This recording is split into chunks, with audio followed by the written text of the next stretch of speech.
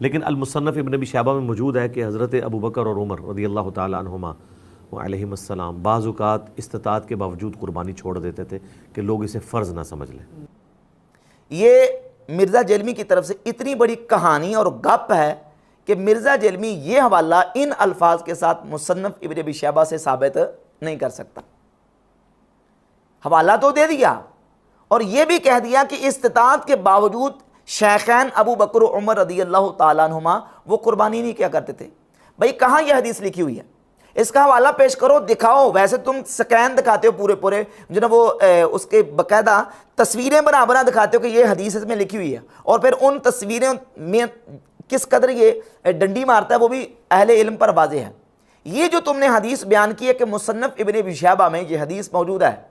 کہ شیخین ابو بکر عمر رضی اللہ تعالیٰ عنہ استطاعت کے باوجود قربانی نہیں کیا کرتے تھے، یہ ذرا نکال کے دکھاؤ حدیث انہی الفاظ کے ساتھ۔ بالکل یہ دنیا کی ایسی گپ اور جھوٹ اور کہانی اس نے مرزا نے سنائی ہے کہ جس کو یہ ثابت نہیں کر سکتا۔ السنن الکبریٰ للبیہقی میں امام بیہقی نے یہ روایت ذکر کی ہیں، لیکن ان روایات کو ذرا اس کی سند کو چیک کریں۔ جب میں نے اس کے سامنے سیدنا خالد بن ولید رضی اللہ تعالیٰ عنہ کے زہر پینے والا واقعہ بیان کیا تھا، تو اس نے اس کے جواب میں یہ کہا تھا کہ اس روایت کے اندر امام سفیان ابن عیینہ مدلس ہیں اور وہ ان کے ساتھ روایت کر رہے ہیں، اور دوسرا راوی اس میں اسماعیل بن ابی خالد ہے، اور تیسری جو موجم کی روایت ہے اس کے اندر سفیان بن عیینہ اور اسماعیل مدلس ہیں اور ان سے روایت کر رہے ہیں۔ اور امام مسلم نے مقدمے میں لکھ دیا صحیح مسلم کے، جو صحیح مسلم کا حصہ ہے، کہ مدلس کی عن والی روایت سما کی تصریح کے بغیر صحیح تصور نہیں کی جائے گی، لہذا یہ ساری کی ساری روایتیں اصول محدثین پہ فارغ ہیں۔ تو ان روایتوں کو ذرا نکال کے دکھاؤ نا سنن کبریٰ بیہقی سے۔ ان روایات کے اندر بھی وہی سفیان ابن عیینہ ہیں اور ان کے ساتھ روایت کر رہے ہیں، اور اسماعیل بن ابی خالد ان کے ساتھ روایت کر رہے ہیں۔ تو ان روایات کو اگر صحیح بھی مانا جائے تو تب بھی ان تمام روایات اور آثار کے اندر کوئی ایسا لفظ موجود نہیں ہے کہ شیخین رضی اللہ تعالیٰ عنہما استطاعت کے باوجود قربانی نہیں کیا کرتے تھے۔ ان کے پاس استطاعت نہیں ہوگی اور ان پر قربانی واجب نہیں ہوگی، تو جس پر قربانی واجب نہیں ہے اس پر قربانی کرنا لازم نہیں ہے۔ یہ تو اس کے لیے حکم ہے کہ جس نے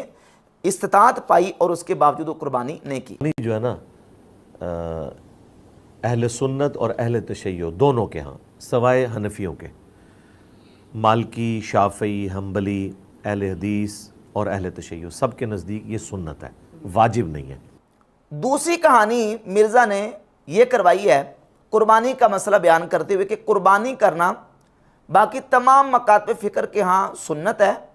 صرف حنفیوں کے ہاں واجب ہے، اور باقاعدہ اس نے گنا ہے کہ اہل تشیع کے ہاں، شافیوں کے ہاں، مالکیوں کے ہاں، حنبلیوں کے ہاں، اہل حدیث کے ہاں قربانی کرنا سنت ہے،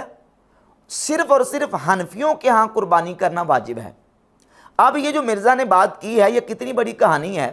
اس کا جواب دینے کے لیے میں آپ کے سامنے ابن تیمیہ کا مجموع الفتاوی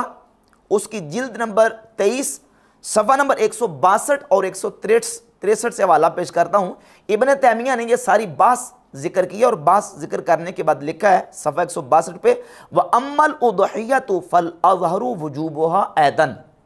کہ باقی رہ گیا قربانی، تو ظاہر یہی ہے کہ قربانی کرنا واجب ہے،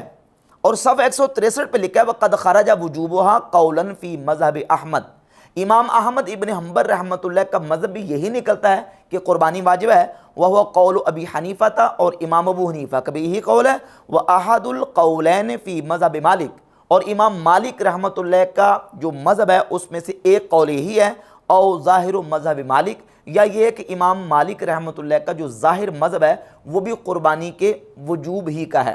تو قربانی کرنا واجب ہے۔ ابن تیمیہ نے تحقیق کر کے بتا دیا کہ امام مالک رحمۃ اللہ کے نزدیک، امام احمد بن حنبل رحمۃ اللہ کا جو موقف ہے اس میں ایک قول، اور امام اعظم ابو حنیفہ رحمۃ اللہ کا موقف، اور ابن تیمیہ نے اپنا مختار بھی یہ بتا دیا ہے کہ قربانی کرنا واجب ہے۔ اور غیر مقلدین وہابیوں کے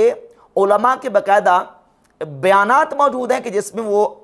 کھلے عام کہہ رہے ہیں کہ قربانی کرنا واجب ہے، اگرچہ سارے وہابی نہیں مانتے، لیکن وہابیوں کے علماء بھی اس بات کو اب تسلیم کرنا شروع کر گئے کہ قربانی کرنا صاحب استطاعت پر واجب ہے، کیونکہ قربانی کے وجوب کے واضح دلائل موجود ہیں۔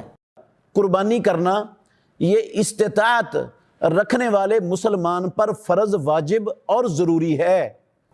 اب مرزا جرمی نے صرف چونکہ حنفیوں کی مخالفت کرنی ہوتی ہے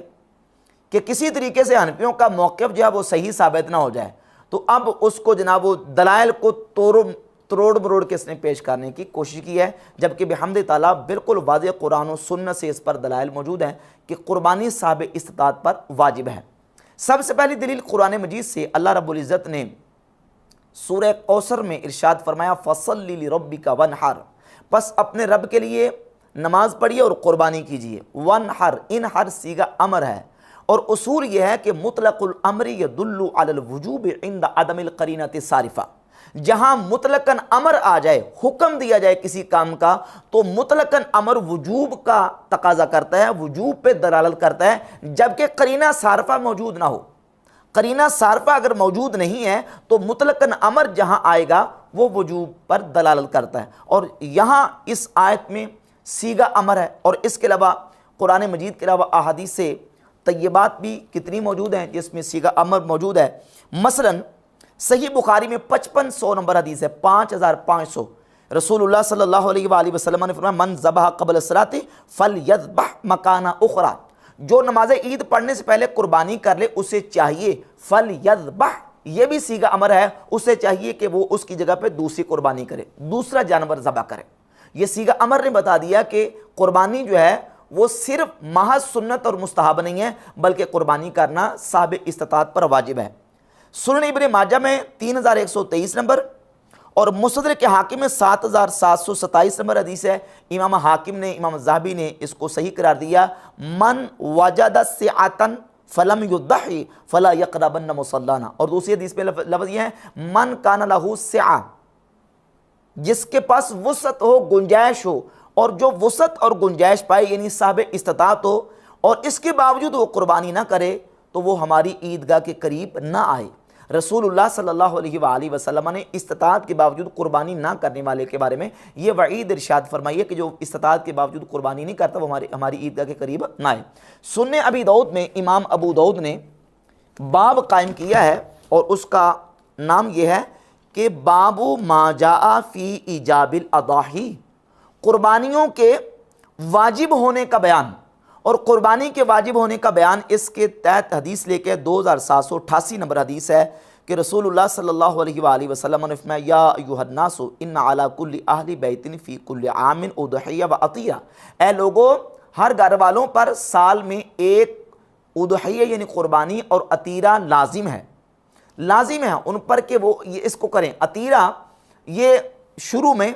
رجب کے مہینے میں ایک جانور ذبح کیا جاتا تھا جس کو رجبی اور عطیرہ کہا جاتا تھا، یہ وہ عطیرہ بعد میں اس کا حکم منسوخ ہو گیا، لیکن قربانی کا حکم اسی جگہ پہ باقی ہے۔ اس حدیث سے یہ ثابت ہوتا ہے کہ قربانی کرنا اہل خانہ کے اوپر واجب ہے۔ اور اس کے علاوہ کتنی احادیث موجود ہیں جس سے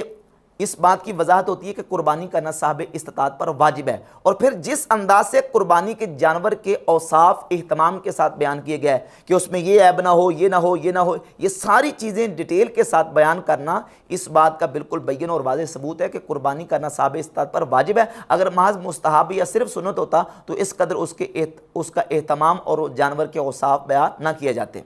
یہ پورے اوصاف بیان کرنا بھی ایک گویا کہ اس کے اوپر دلالت کرتا ہے کہ قربانی واجب ہے۔ بحمد تعالیٰ قرآن و سنت سے اس پر دلائل موجود ہیں۔